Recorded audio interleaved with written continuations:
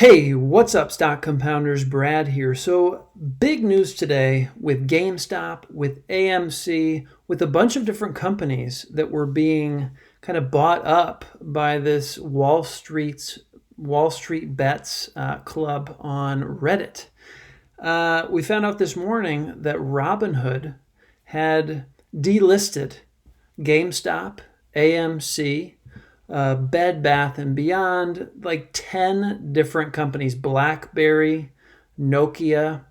And so it was huge news. I'm sure all of you have heard about it. And there was a pretty big uproar from the community on Twitter, all over the internet, at Robinhood and some of these other brokerages for halting trading, for halting really buying of both the stock and the options associated with these stocks that have been pumped over the last couple of days. And, the underlying story that a lot of these people are seeing around this is, you've got all of these small investors who have teamed up, seen a vulnerability in these hedge funds that are shorting GameStop, and they've been able to force a short squeeze in GameStop, to force these short sellers to kind of exit their positions and really buy at higher and higher prices in order to do that, driving up the price of companies like GameStop, AMC, and others. And the whole thing around Robinhood and other brokers halting trading, you look at that, you see Robinhood, they talk about how, they're democratizing investing, right? They're trying to level the playing field for the small investor. And you look at this, them stopping trading on GameStop, at least stopping the buying on GameStop and some of these others. And it's easy to see, all right, clearly this is benefiting these hedge funds that are shorting, right? Because they're breaking, Robinhood and others are breaking the momentum of this buying to drive up the prices. And so anyway, I got an email this morning from Robinhood. Just want to share that with you guys. So I got this, this was actually last night. I got this, a note on market conditions. We wanted to reach out to you in the midst of the current volatile market conditions. It's as important as ever to be an informed investor. So right off the bat here, what I'm getting from Robinhood is that, they're trying to come across as they're protecting Robinhood users, right? And it's a little condescending. It's sort of like saying, well, we think what a lot of you are doing is very risky. So let us educate you on why what's happening right now may not be very smart from the perspective of retail investors on Robinhood. At least that's what I'm reading from this. Whether you're brand new to Robinhood or have been investing with us for years, we have a lot of resources to help you navigate the markets. Investing 101 and Help Center. Here are some specific articles to help make sense of market volatility. Okay. Thank you for being a Robinhood customer. So it's really, hey, make sure you understand what you're doing as, these certain stocks are going kind of crazy, right? So that's what they sent last night. Now, this was this afternoon, okay, after the market had closed. This is Pacific time. So it's been a tough day, and we're grateful to you for being a Robinhood customer. In light of the extraordinary market conditions this week, we temporarily limited buying for certain securities. Starting tomorrow, we plan to allow limited buys of these securities. We'll continue to monitor the situation and may make adjustments as needed. So, my thought with this was, we all knew you limited the buying of securities because it wasn't possible the whole day. And it's a little frustrating that we're informed after the fact, right? After the entire trading day is behind us, they send out an email saying, we temporarily limited buying. Yeah, we know that. It was a temporary decision made to best continue serving you. And it was not an easy one to make. We know it's led to frustration and confusion and wanted to provide some clarity. So this is kind of BS. I really don't like this line. Decision made to best continue serving you. Like, take some personal responsibility, Robinhood. Framing this like you're helping me, it's a bit condescending. It's kind of implying that, I'm naive, right? Take responsibility. As a brokerage firm, we have many financial requirements, including SEC net capital obligations and clearinghouse deposits. Some of these requirements fluctuate based on volatility in the markets and can be substantial in the current environment. These requirements exist to protect investors in the markets, and we take our responsibilities to comply with them seriously, including through the measures we have taken today. So I'd like to know a lot more about this. It seems like they're pointing to why here that they had to basically delist certain companies from Robinhood today. And this is a little bit vague. I want more on this. And actually, one of these Twitter feeds I think does a pretty good job of explaining what's behind this. So if we have time, we'll dive into that a little bit. To be clear, this decision was not made on the direction of any market maker we route to or other market participants. So, a lot to be desired there. They're not really taking personal responsibility for what happened, which is quite frustrating. And they're not explaining it very well. I'd like to see this expanded upon, maybe some links to documents that go in greater detail about why this action was taken. So, those are 2 emails I got from Robinhood today. Now, I think this is going to be helpful if we go through this thread to better understand what's actually happening with the short squeeze at GameStop. The underlying mechanics of the GME saga. And you can find this yourselves, Sahil Bloom. Look him up on Twitter. So let's just go through this. First, for those unfamiliar with the business, GameStop is a video game and merchandise retailer. It has over 5,000 stores, primarily in malls across North America, Europe, Australia. The business has struggled to modernize, hurting its financial and stock performance. Okay? So kind of a brick and mortar that's really struggling in an environment with Amazon and all of these online options versus these brick and mortar stores. For a variety of business reasons, a bull, i.e. optimistic case regarding its future performance has formed, right? So the company was struggling.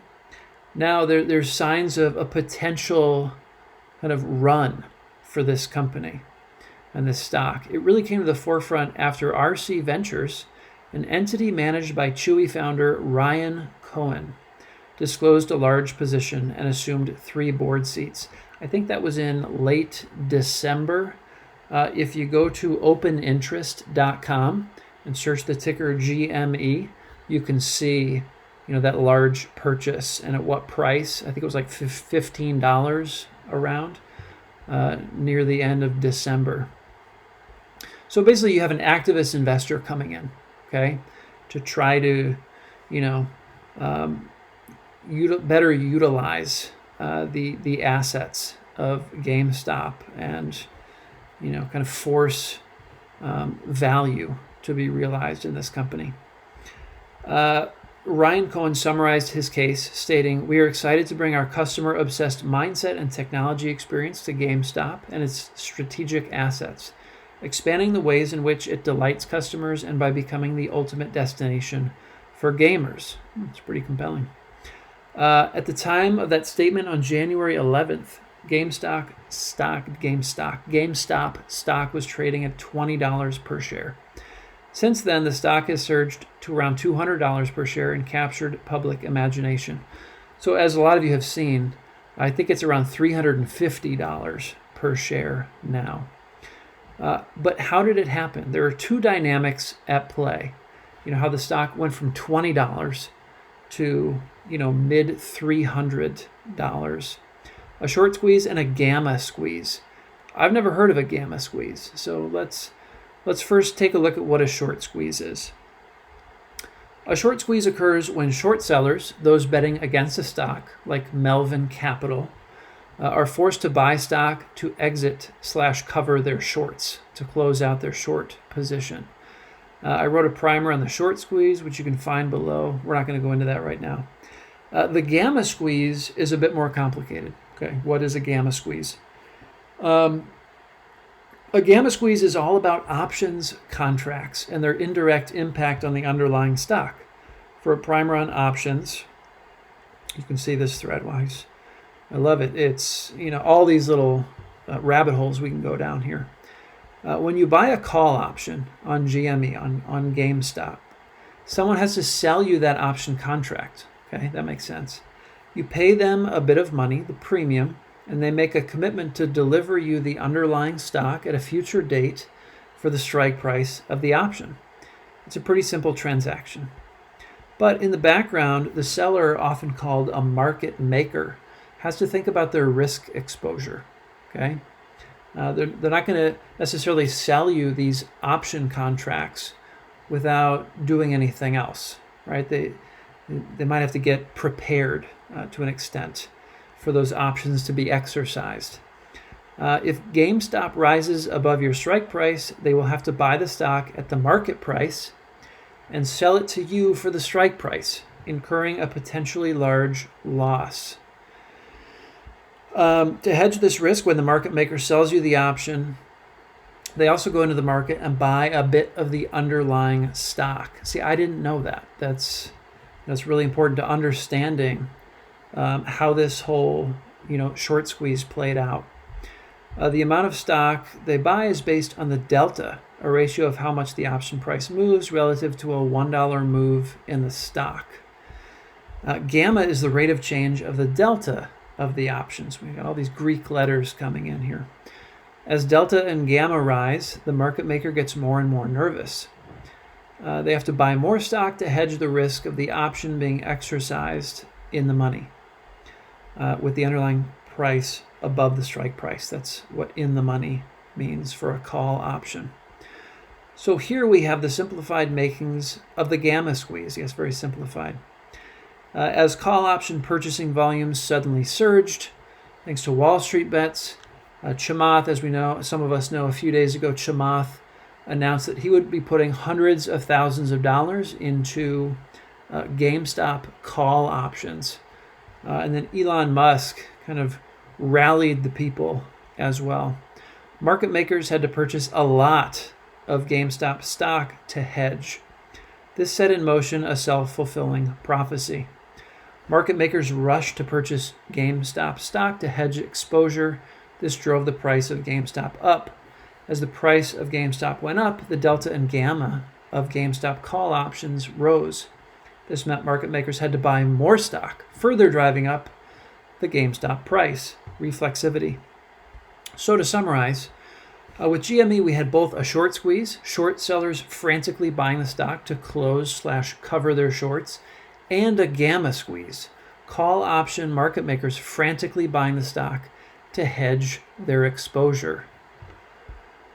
And you can see the result there. And obviously this result is a few days old, right? We're 2 days later than this, and the stock has more than doubled from this.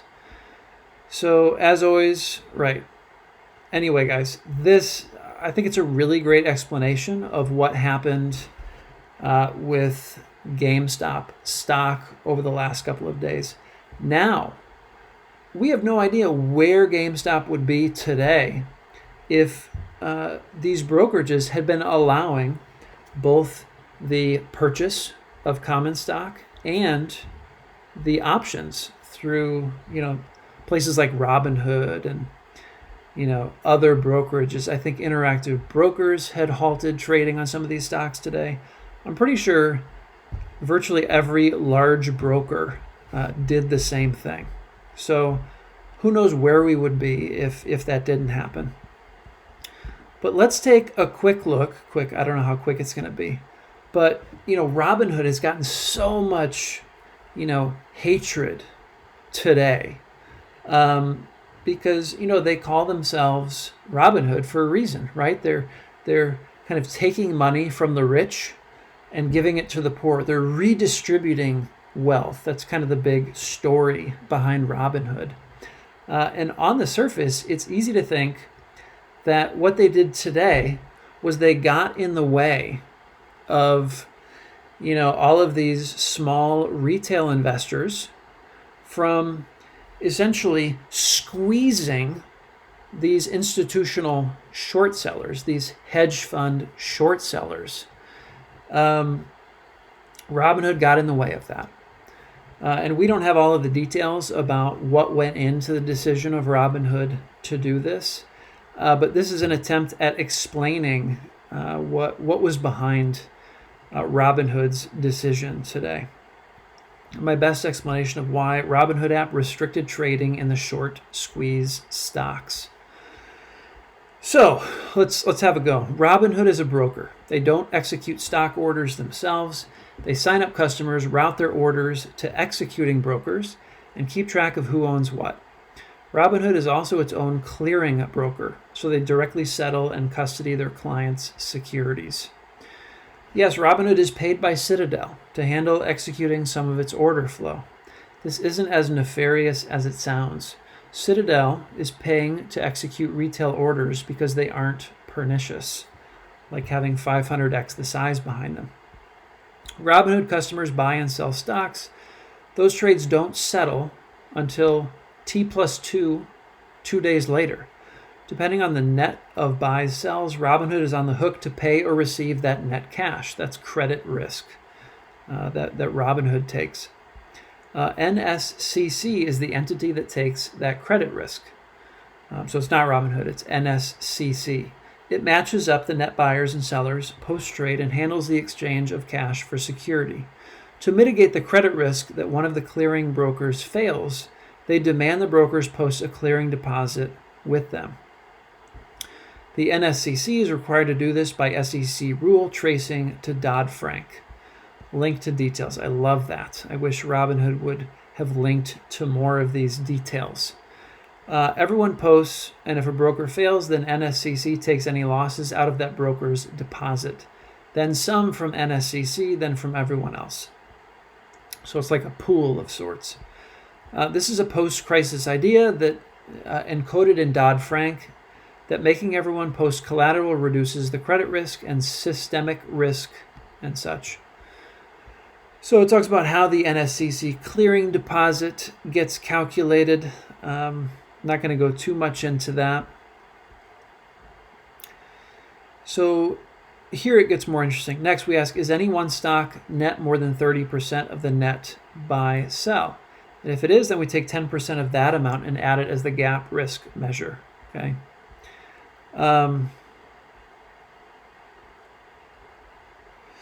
Let's see.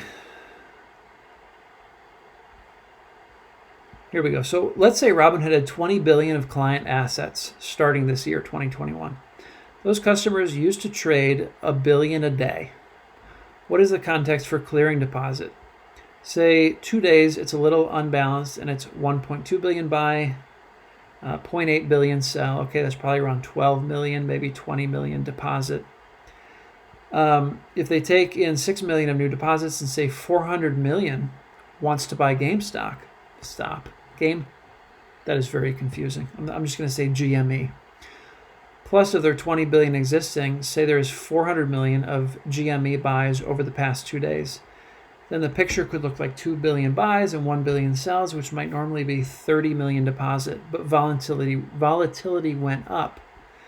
So essentially what they're saying here is if a lot of the activity is concentrated in a very small number of stocks, they're required to post a significantly higher clearing deposit. That's what I'm getting from this.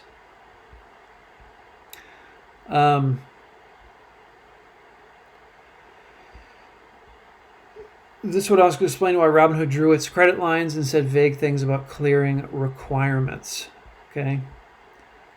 So it looks like that's why they restricted buying in just those few stocks.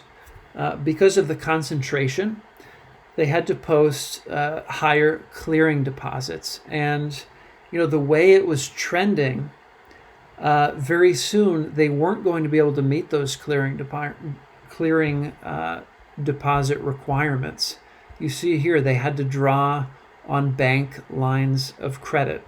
So that's the reason it looks like they halted buying on those specific securities, which, okay, that's fairly complex. That may have been difficult to clearly state in an email like this to all of their Robinhood users. But I think they could have fleshed it out a little bit better in a separate document and at least linked to that document. It says we also published a blog post regarding today's events. Well, the blog post is this. It's the same as this email. There's nothing that's more expanded upon than this. So, it's disappointing. Sure, it's a bit complex. It's difficult probably for the layman to understand, the typical Robinhood user. It's difficult for me to understand, which isn't implying that I'm necessarily smarter than the average Robinhood user. But when it comes to, complex, terms, there's a lot in here that I don't understand. So maybe that's part of why they didn't more explicitly state why they halted trading. But again, it's a bad look. It's a really bad look. And I imagine there's a lot of people who are going to be leaving Robinhood, probably for some of these newer players in the brokerage space. SoFi is a company that I've seen posting on Twitter trying to entice people who are upset with Robinhood to come over to their platform. So I don't know, guys. There's a lot going on right now, and hopefully we get some more clarity about it. I'm actually excited to watch. There's an All-In pod. It's a podcast with Chamath Palihapitiya, David Sachs, and two other guys, Jason Calacanis. Really smart guys in Silicon Valley. And they're going to be definitely talking about what happened today with these brokerages, what's happening with Wall Street Bets. Just a quick aside, it sounds like, Wall Street Bets got shut down for a little while. And I guess the reason Wall Street Bets got shut down was not to try to slow down people from communicating with each other to continue kind of buying up these targeted securities. It was because there was so many posts going into Wall Street Bets that the moderators simply couldn't handle moderating the volume of posts that were happening. And it sounds like it only took a few hours for them to get more support in there and get that back up and running. So it sounds like that has been addressed. And it was interesting as well. I don't know if it was on Twitter or where it was, but it looked like Wall Street Bets was trying to recruit investors outside of the U.S. to continue buying up these securities, GameStop, AMC, primarily GameStop. They were calling on Canadians, Europeans, people outside of the U.S. That didn't have these restrictions in place to prevent them from buying these securities. So that was pretty interesting. But anyway, guys, this is a story I'm going to be following pretty closely. Just wanted to fill you in on what I have learned about what's taking place here. And definitely let me know in the comments what you guys are learning, what insights you have about all of this. If you're with Robinhood, if you're thinking about leaving, what your whole take is with that. And the last thing I want to mention, Corner of Berkshire and Fairfax has a very lively thread about this whole issue of Robinhood and other brokers restricting trading today, and what that means, and how we should respond as investors. It's in the GameStop thread on Corner of Berkshire and Fairfax. So definitely check that out. That has been a lot of information. Thanks for hanging with me, guys. And I will see you all in the next video. Stay safe out there in this crazy market. All right, take care.